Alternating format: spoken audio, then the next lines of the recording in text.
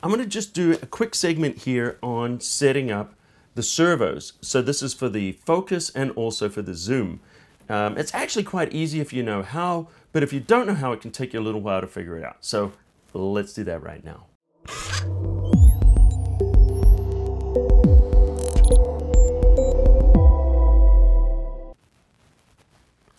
Okay, so we've got our rods here. We've got our mounting brackets, and then we've got the two servos.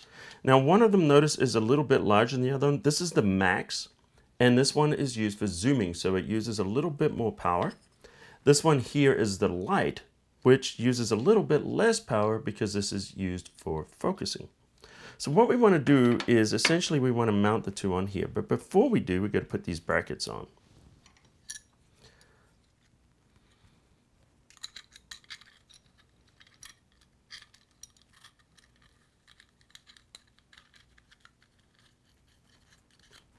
Okay, let's quickly mount these one at a time. Make sure that these are pointing away from the base so that they're pointing towards the camera. All right, so you might find that these get in the way, but you can actually pull them up and just kind of pop them in like that. So what you want to do is have them both kind of pointing like that to kind of keep them out of the way. So this is our zoom on the back, so we want to make sure that this one here is mounted like that, so it's actually going to be turning against the zoom. So let's slide this rail in.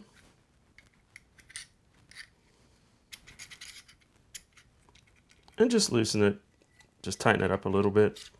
And we're just going to loosely put these in for now because we're going to have to set these up again later. Let's put the second rail in here. This is for the focus.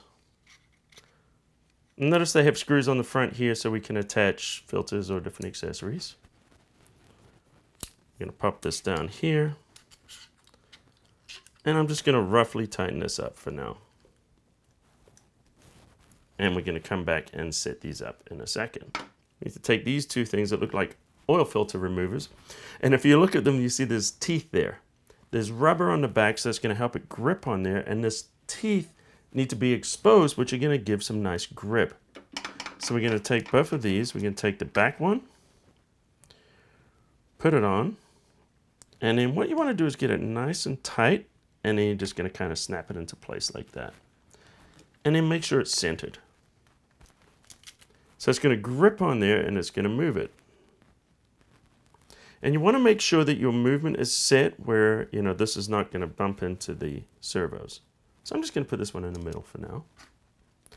Let's put the front one on. Excellent.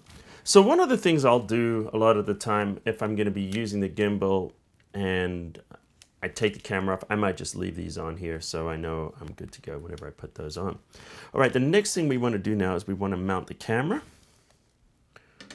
So we're going to take this, pop it upside down, and mount the camera on here. Just pull the camera back. That will work. Anyway, so I'm going to take this lens support, and I'm going to pop it in here. Go. All right, and this support will just kind of stop it from moving like that, so we want to keep things nice and stable. All right, so we're looking pretty good here. Let's take this over like that, and what we want to do is move this into position. Make sure these are out of the way.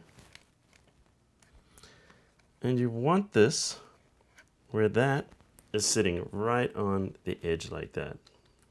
So that will just lock in there. And then what we're going to do is we're going to tighten up that motor there and tighten it up on the rail. That's nice and snug. And so if that turns, you should see that servo working now. So that's our zoom. Let's set up our focus on the front exactly the same way. Just kind of pull that in.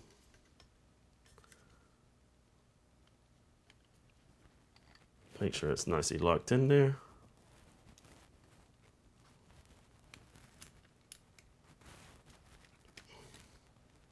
And tighten everything up. Now don't tighten it so tight that you're swinging off it. Just finger tight, make sure it's nice and firm, but don't over tighten it because you could end up stripping those threads and we don't want to do that. Let's take our gimbal over here. Why don't we just lock things into position to make it a little easier. I really love these latches though, the locking mechanism. This is a really standout feature on this gimbal that I really like. Okay, so let's pull everything back, mount the camera again.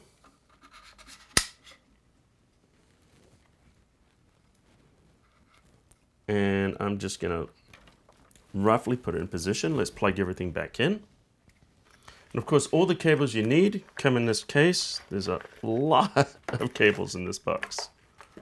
So we've got these USB-C to USB-C connectors. And then what we want to do is take them into the gimbal motor, attach one on there and one on each side of this. Let's put that onto the servo and then on the front there. Okay, time to rebalance.